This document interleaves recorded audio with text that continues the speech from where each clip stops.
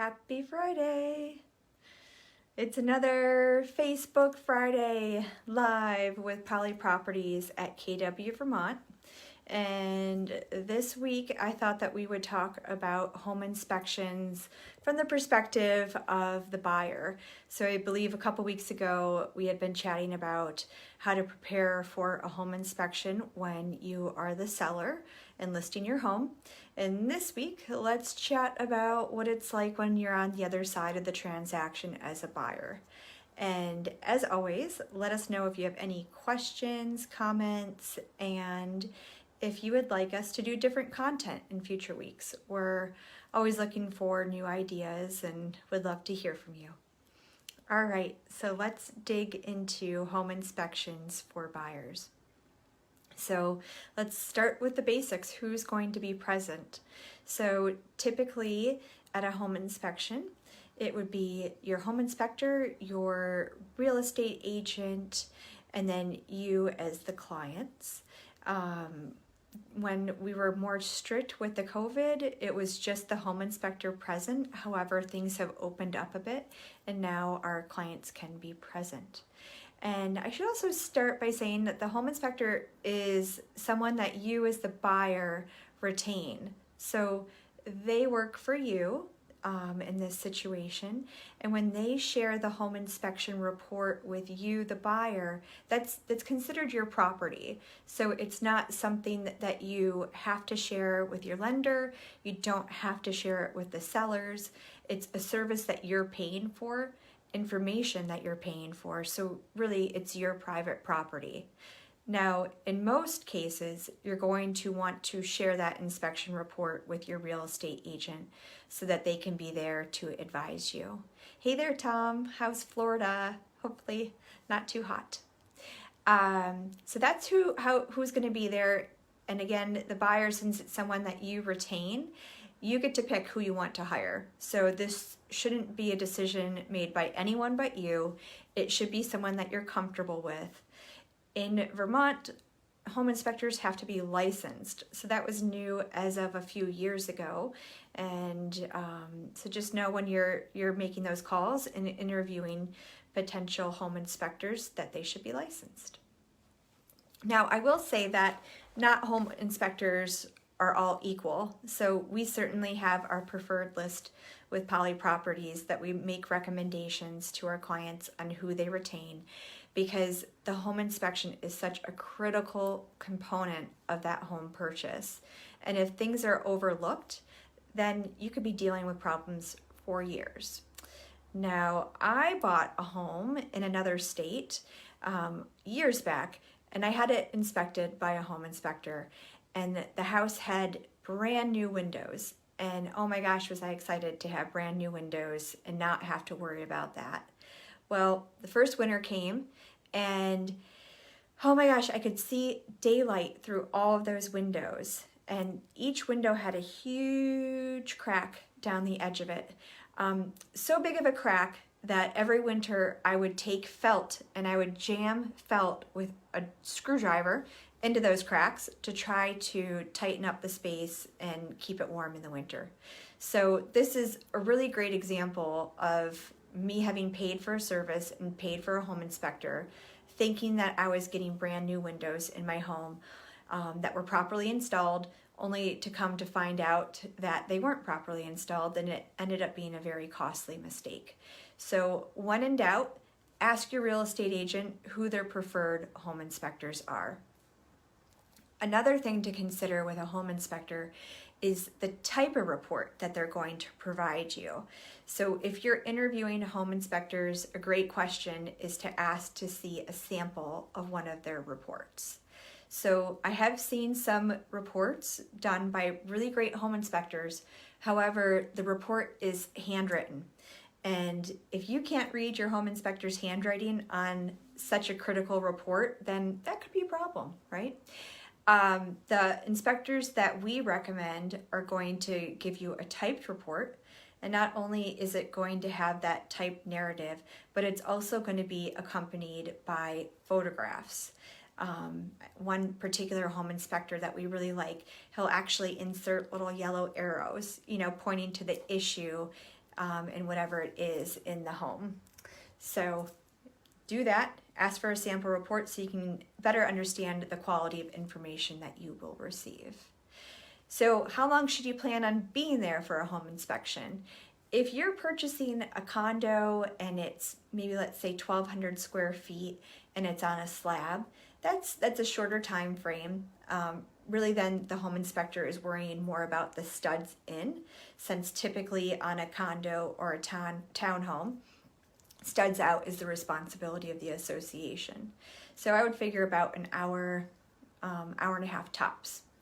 If you're buying a single family home, let's say under 3,000 square feet, I would anticipate being there for about 2 hours. And then if you're buying a larger home, let's say 4,000 square feet to 6,000 square feet, I would plan on that being closer to a 4-hour activity. So what we often hear as a question is, what is a home inspector inspecting? So the process, as you can imagine, is very thorough, very detailed, and they're expecting anything that they can visually see. So, for example, if you want to know what kind of drywall or what kind of insulation is behind the drywall, a home inspector isn't going to remove walls to see what kind of insulation is back there. They can go up in the attic and inspect insulation in the attic. However, they're not going to take apart a home in order to do that inspection. So it is a visual inspection. They're going to use certain technology in their process. So for example, we have a home inspector who puts a little, I'm going to call it a gadget because I don't know the proper term, in the microwave to make sure that the microwave gets to proper temperature and is functioning properly. They have little moisture readers, and with a moisture reader, let's say that you see a stained spot in the ceiling and you're wondering if that area gets wet, they can get a real-time reading in a ceiling, in drywall, or even in wood to see if there's actually current moisture there or if it was a past issue. Another tool that they might use is a drone.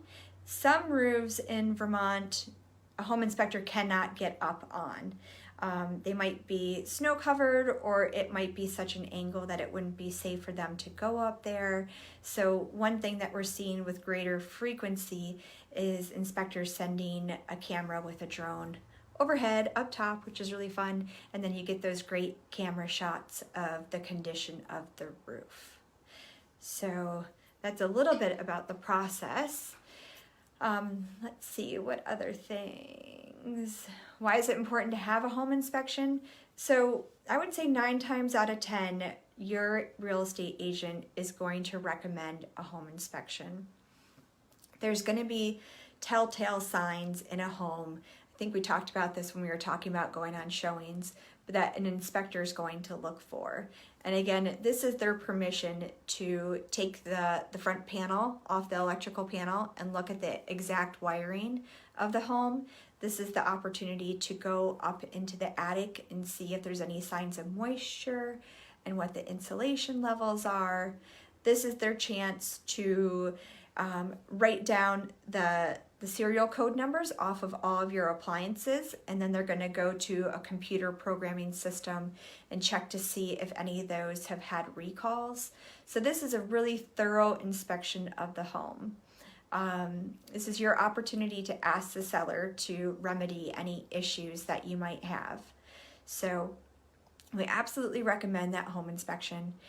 Another question that we get is, should I do a home inspection on a brand new home? If you have a custom built home, yes, we still do recommend that home inspection as your assurance that the home was built properly.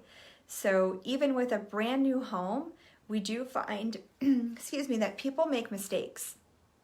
Electricians can wire things improperly. That's a common mistake found on new construction, that there could be electrical issues. I had another client buy a home in South Burlington, and they weren't quite sure if they needed the home inspection. Well, the inspector and I went in the basement and we could smell a gas leak. So The heating system had not been properly installed. It was the middle of summer. We still had the heat running for the home inspection. And thank goodness, because a family was moving into that home, that we did the home inspection and had that gas leak fixed prior to closing for safety issues. Another common component of that home inspection is for your home inspector to take water samples and then also to test for radon gases. So if the home is on a private well, we recommend testing the water to make sure it's good for you to drink and safe. And then likewise, Vermont is known for having a fair amount of radon gases. So what is a radon gas, right? You might be wondering. So radon gas is a low-lying gas that we frequently find in homes in Vermont because we have a lot of rock and ledge. So it comes up from the rock and ledge, but it tends to be low-lying. So you would find these reading levels in your basement. So the good news is that radon mitigation systems are easily installed to the tune of about $1,500 to $1,700.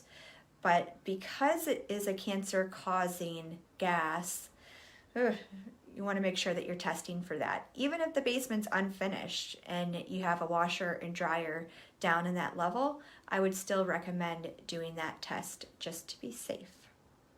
So, any questions so far on the home inspection as far as what to expect, how long it takes, what we're looking for?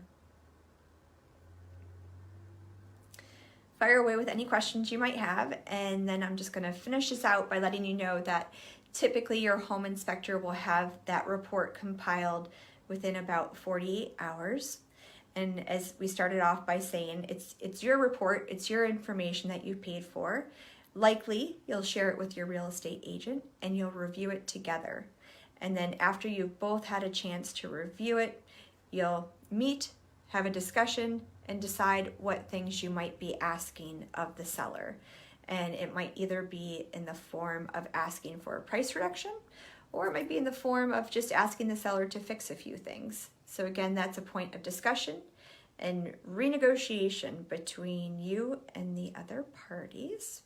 So that's what to expect after. I would say it's pretty rare for there not to be resolution from a home inspection. So for example, let's say there's a laundry list of issues with the home. Most of the time, I find one, that sellers weren't aware that there were those issues with their home and they're just as surprised as you are.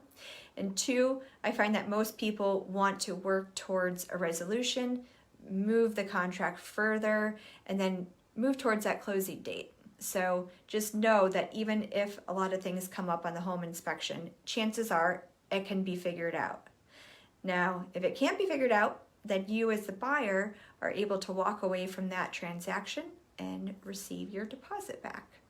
So there's always a solution, though. I find most of the time we can figure it out together. All right. Any other questions at this time? If not, let us know if you have other ideas for things that you would like us to share about in the future. Check out our great new listing at 291 Snowdrift in Williston. It's a 5-bedroom home on 15 plus acres. It even has an observatory with a retractable roof, which that's a first for me. I've never had a listing with a retractable roof in an observatory. And we have other great listings in our pipeline as well. So just stay tuned to our Facebook page, Polli Properties. As soon as we have a new listing hit the market, we're going to put that information up there for you to see. All right. I hope everyone has a glorious weekend, enjoys the weather, and has lots of fun. All right. Thanks. Bye, everyone.